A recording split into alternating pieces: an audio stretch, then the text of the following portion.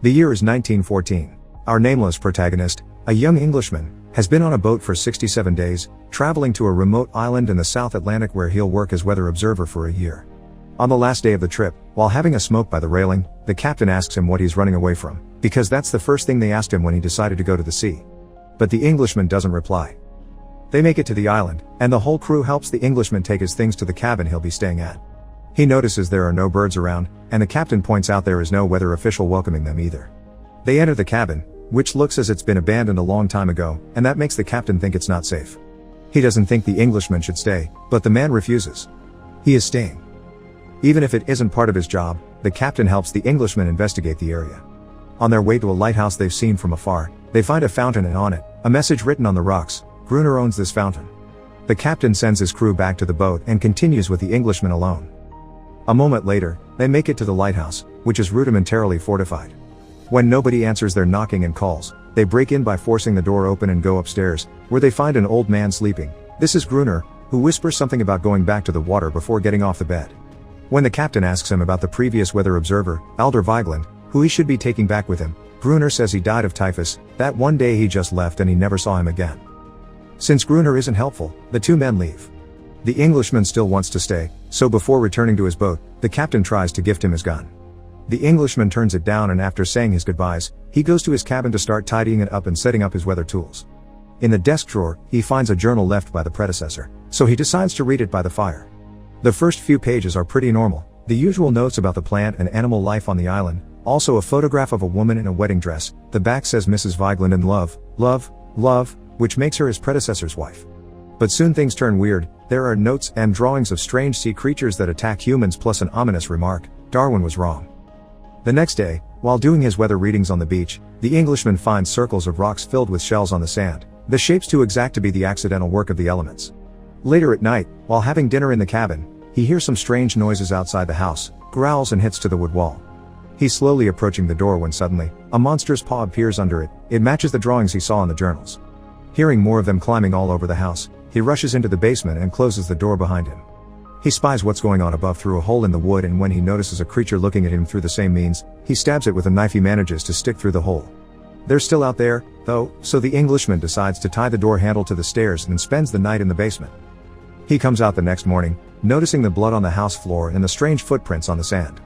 He rushes to the lighthouse, but is unable to open the door this time.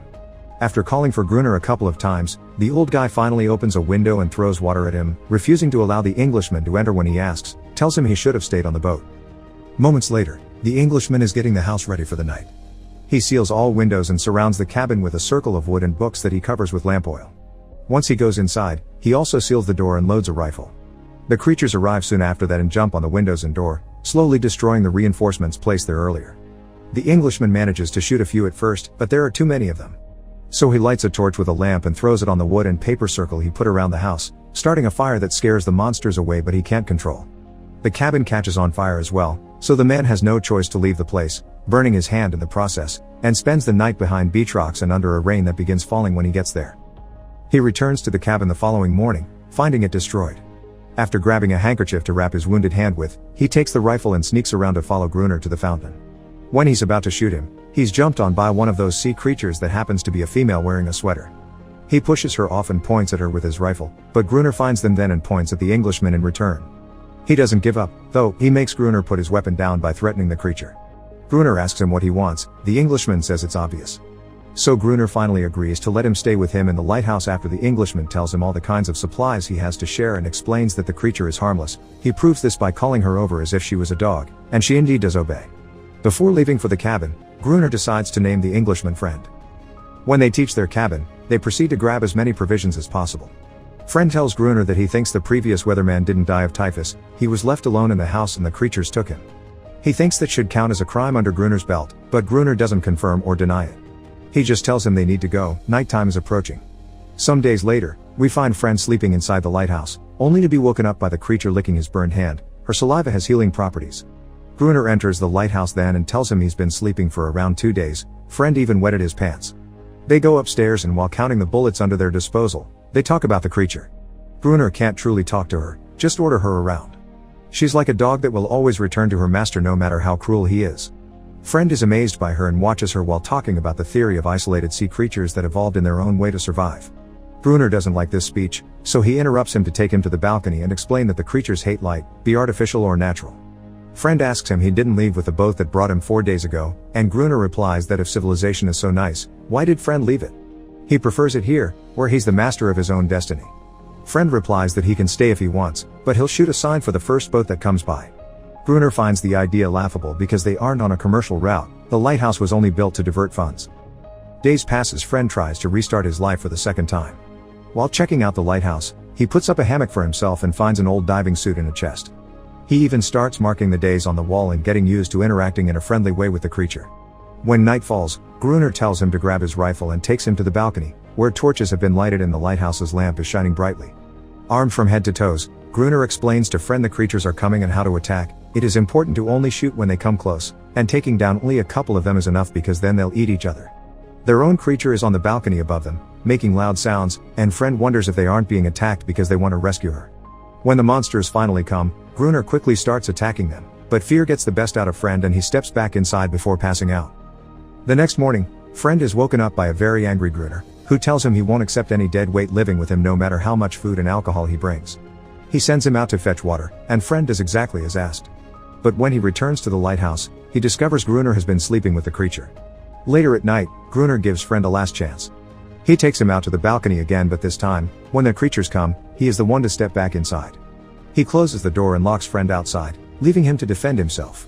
The next morning, he opens the door again and finds Friend covered in blood but alive and victorious. Both men settle on daily routine then. Each day, Friend does menial tasks to earn his stay in the lighthouse, and at night, they defend themselves against creature attacks. Friend remembers why he came to the island, to find peace in nothingness, but instead, he's found hell. He wonders why the creatures don't attack every night. In fact, 2 entire weeks pass without any sight of them. On his daily searches for wood, he's also started to pick up whale bones for carving.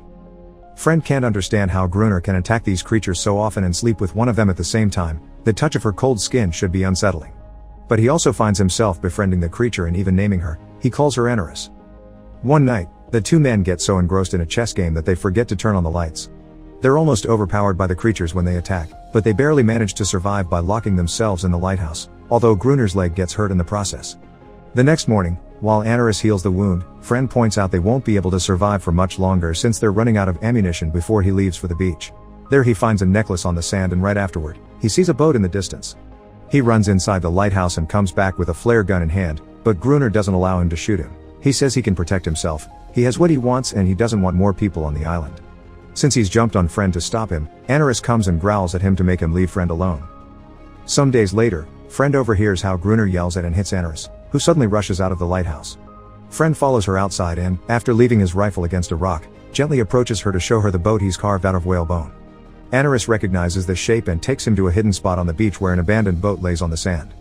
He returns to the lighthouse and tells Gruner about it, but he already knew. He didn't tell Friend because it would be pointless. If he left on the boat, he would die of starvation or to a creature attack. When questioned about the boat's origins, Gruner says it had been used by a Portuguese man that escaped a shipwreck and was killed by the monsters. That ship was trafficking dynamite, which Gruner believes to be waterlogged. Friend takes him inside and shows him the diving suit he had found. He thinks he can use it to find the sunk dynamite which could help them exterminate the creatures. Gruner refuses, believing it to be a mission with no return. The following day, Friend decides to work on fixing the boat anyway, only getting distracted when he hears Eneris sing in the fountain. Friend takes off his shirt and joins her in the water, and all this is seen by Gruner, who gets jealous. Later on, back in the lighthouse, Gruner throws the diving suit at Friend and tells him he's changed his mind, an obvious plan to get rid of Friend and have Eneris for himself. They get on the boat and reach the area of the shipwreck. Friend puts on the diving suit and goes deep underwater, where he finds the boxes of dynamite that he connects to a rope that Gruner pulls up onto the boat. While working on this, 2 child creatures swim near him and knock him to the ground. Slowly running out of air, Friend pulls at the cord 3 times, which is the sign that asks for help, but Gruner ignores it on purpose. So Friend has no other choice but to get out of the diving suit and swim up back onto the boat. Once they're back in the lighthouse, they open the dynamite boxes. One has been waterlogged as suspected, but the others are fine. They bury them in 2 lines outside the house, one very near the walls. Winter arrives, snow starts falling. A week passes without creature attacks. One particular morning, Friend discovers Gruner had spent the night on the balcony with his hand on the dynamite detonator, almost freezing himself to death. Friend snaps him out of it and sends it inside, but before following him, he disconnects the wires from the detonator. Another 3 weeks pass without monster attacks. Gruner hits Aniris, thinking she's warned her friends, and decides they need to set up a trap. That night, Friend stays by the open door surrounded by lamps, and Gruner takes Aniris up to the balcony to oblige her to sing. When the wind accidentally blows out some of the lamps by the door, the creatures take the chance to enter the lighthouse and attack. While Friend makes his way upstairs, shooting them, Gruner tries to detonate the dynamite to no avail. So he has to defend himself the best he can until Friend gets there to reconnect the wires to the detonator. When he's done, the lever is pulled and the farthest line of dynamite explodes, effectively destroying most of the creatures. Excited by this, Gruner pulls the lever again, going Friend's warnings, and sets the closest line of dynamite off, knocking out both of them. In the morning, they go out to see the damage. Gruner is finishing off any creature that may be left alive, but Friend can't bring himself to do it when he discovers a bone necklace on one of the creatures, a sign of intelligence. Gruner throws the necklace into the water. That night, the creatures don't come, but the two men hear the sad sounds Aniris is making somewhere down on the beach. Gruner explains that's how he found her as a baby, crying while trapped in a net. He also says she always does the same thing, cries a lot but ends up coming back anyway. Friend thinks she's mourning. The next day, while walking along the beach, Friend notices two child creatures on the sea. Trying to be friendly, he prepares something for them, a circle of stones on the sand and the bone boat he carved in the middle. He returns to the lighthouse then, where Gruner is reloading their rifles with fake bullets just so they can keep on inspiring fear. Friend ignores him and goes to the balcony where he uses binoculars to check on his little bone boat. It's still there where he left it. The following morning, Friend finds that Gruner has drunk himself to sleep and a deck of cards has fallen to the floor. Inside the card box, he finds the same picture of the woman he had seen in his cabin, but here she isn't alone, her husband is with her. The words love, love, love are also on the back of this picture. Friend has a realization then, Gruner is a fake name and the previous weatherman hadn't died. Gruner is the previous weatherman, driven crazy by loss and isolation. Upset by this discovery, Friend decides to erase the day count he's been keeping on the wall.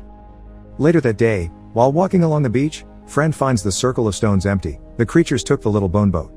When noticing the child monster in the distance, Friend leaves the torch he's carrying in the stone circle before backing away with his hands up, showing he means no harm.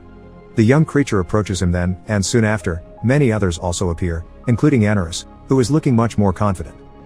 The kid is about to give the bone boat to Friend, but Gruner interrupts the sweet moment with a shot of his rifle. Friend tells him to back away because they were wrong, the creatures are actually friendly. Ignoring him, Gruner orders Aniris to go back to the house, but she doesn't obey. Gruner becomes very upset when he realizes Aniris won't return to him, and he runs back to the lighthouse, mumbling things like nobody leaves Gruner. Gruner leaves. Friend tries to befriend the creatures again, but the kid falls when a shot from Gruner at the lighthouse balcony hits him in the chest. All the creatures run back into the water, including Aniris, who only stays back one more second to share a look with Friend. Enraged, Friend returns to the lighthouse and attacks Gruner for he's done, but Gruner gains the upper hand. When he's about to hit him with an axe, Friend uses his real name and tells him Alder Vigeland is not a murderer. Struck by these words, Gruner repeats love, love, love before opening the door and leaving the house, giving himself up to the creatures. Friend sees them attack him and closes the door, knowing by the noises he's lost Gruner and he's now alone. Time passes, and we see 3 officers inside the lighthouse trying to awaken Friend, who is sleeping on Gruner's old bed. They're here to replace Friend with the new weatherman, and they think Friend is Gruner, but Friend doesn't correct them. In fact, he tells them the weatherman died of typhus. The officer in charge scolds him for the state of the room and informs him that they are at war while Friend goes out to the balcony, where he sees a bunch of ships in the distance. The movie ends with Aniris running along the beach before jumping back into the water.